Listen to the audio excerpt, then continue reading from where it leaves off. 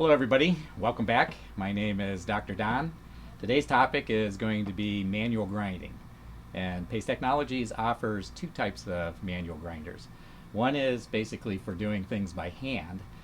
Not personally my favorite because I have access to doing things automated, but for people on a very low budget and not really too sensitive in the polishing results that they get, for example, weld analysis and stuff like that, manual grinding can be acceptable. And we'll talk about that. That's our PENTA 5000. The other machine is actually a belt grinding machine. And it's not your standard type of belt grinder because this is for metallographic samples. And one of the key things that you want to accomplish with planer grinding using a belt grinder is you want to make sure that you have a square sample. So for example, if you have a sample like this, if it's tapered, it's going to be very difficult to put that into an automated polishing machine. And so the goal here is to have a square sample after we do our grinding. Plus we want to take off material.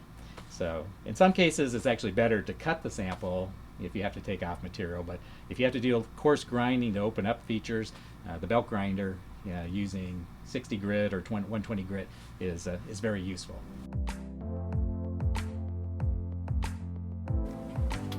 The PENTA 7500 belt grinder has a special feature to it. The belt is right here, and you see it actually moves here. It's a typical or standard size 4-inch wide by 36-inch belt.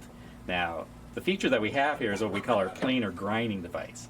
And this will actually allow you to grind the sample square. So if you take a look at this has a mounted sample in it, and this would actually fit onto this fixture here. Slides in, and then we can tighten it here, but this allows us to hold the sample square, and we can apply a force here, and we can also move this back and forth here to use different parts of the pad, but typically we won't do that on the same sample because that kind of movement will change the alignment just a little bit. So the goal with this is to show a mount here that's just was recently mounted, so we have a lot of flash over the sample, so we want to clean that off. The other goal of using planer grinding is actually to curve this edge. That will actually allow the abrasive, especially slurries and abrasive slurries such as that, to get underneath there to better get to your polishing surface. But if we need to remove material, this is the way to do it because you need to keep this square. Otherwise, you have all kinds of problems when you take this to an automated machine. So we do have different size holders here. This is 1.5 inches, 1.25 inches, an inch, and even up to 2 inch. And so essentially what you would do in this case is that you take your sample, you fit it in here, just tighten down these screws to hold it in place, and you're ready to go.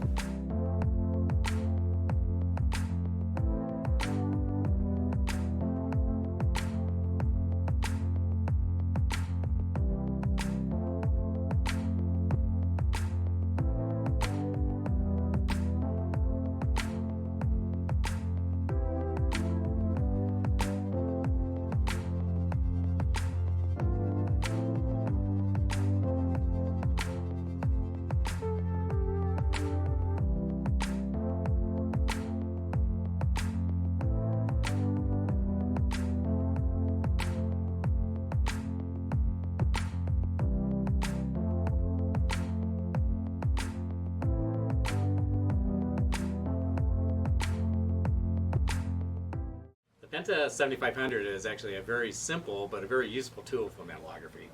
The belts, just to describe the different types of belts, we've got the blue belt here. There's actually available in 2 different grit sizes. This is the Zircon, and the Zircon is a very tough abrasive. The advantage is that these belts last a long time. The disadvantage is you have to put a little bit more force into the operation in order to get them to work properly. Another belt that we have, of course, are Silicon Carbide belts. They work great for cutting. The only issue with silicon carbide is that it has a tendency to break down fairly quickly, so the life of these belts is going to be significantly lower than either the Zirconia or the Alumina belts. Another type of belt is actually aluminum oxide or Alumina, and these actually last longer than the silicon carbide and do a pretty good job too, but they don't last nearly as long as the zirconium belts as well. So it really depends on what your application is. If you're trying to take off a lot of material, zirconia is probably the belt of choice. If you're trying to get a little bit better finish at the surface, either the Alumina or the Silicon Carbide would work. But in any event, you have quite a variety of belts that you can apply. So let's talk a little bit about the PENTA 7500 in summary. The nice thing is that we have the squaring feature. It can be taken off if you just want to use it as a typical belt grinder. We do also have water, applied to the belt. In most cases, if you're doing coarse grinding, I would really recommend that you use water, but you don't need to. We also have a rinse tank here that makes it very handy when you get a lot of swart material to clean off your samples. So the PENTA 7500 is actually a very useful tool, and it's actually pretty safe too. We've got a water-resistant on-off switches here and an emergency switch in case something happens. But that's what you need to do for planer grinding, and the next step is a lot easier if you do this step properly.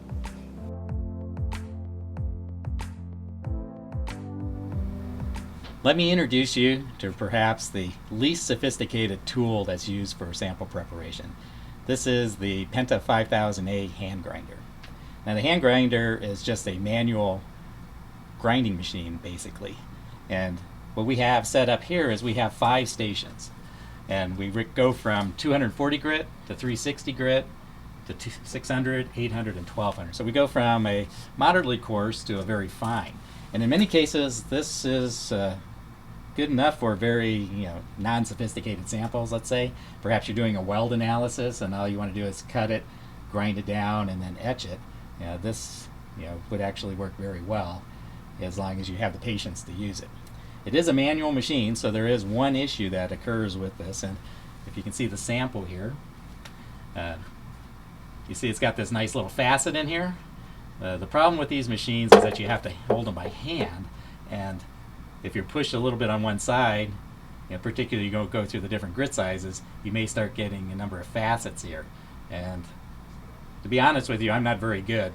Samples I use on this machine actually look like my wife's diamond with so many facets in it, because I'm just not very good at it.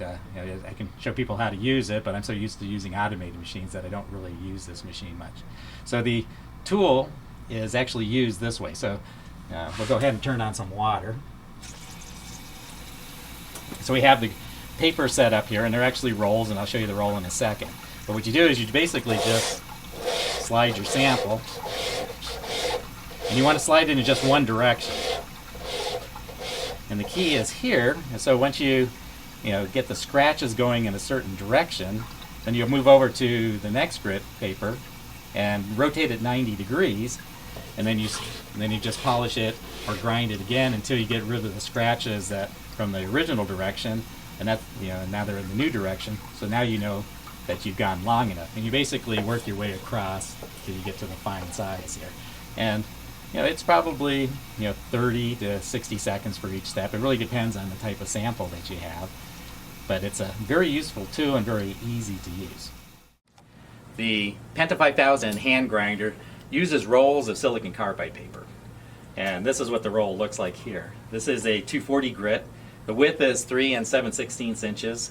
It's 60 feet long, so you have plenty of abrasive to be able to advance as the abrasive wears out. And it has a 1-inch core, and the paper just fits in the back here or on the top. Essentially, there's a pin that fits in here, and that pin just drops into the slot there. And that's how you change the paper. Now, once the paper becomes used, essentially we have a lever here. You can lift this up, which lifts up these retaining rings here, or the retaining bars. Then you just pull this forward to expose new paper. And then lock that back down and just rip that off there, and you have fresh paper. So it's very easy to change the papers as well. The PENTA 5000A is not certainly the most sophisticated piece of equipment. It's been around a long time, and it's very useful for somebody that only has to do a few samples here and there. I would say that if you're doing more than a dozen samples a week, you probably don't want to be doing it on a hand grinder. It's just it's going to get pretty tedious. But for the beginning metallographer, this is actually a great tool to get started because it's walked you through the primary steps. Now, a lot of times people after the Penta will go to a polishing wheel. This was kind of traditionally what was done. But in this case, because we're using 1200 grit, the finish is actually pretty reasonable. I mean, you'll have some light scratches, but if you're looking at, say, a weld or very porous or macro types of samples, I mean, you don't probably need to always polish it. And the PENTA 5000, again, is a very simple and inexpensive tool that will meet the needs of the basic needs anyway, and maybe a great place to get started, and then move from there. So anyway, good luck. Wish you the best with working with these machines.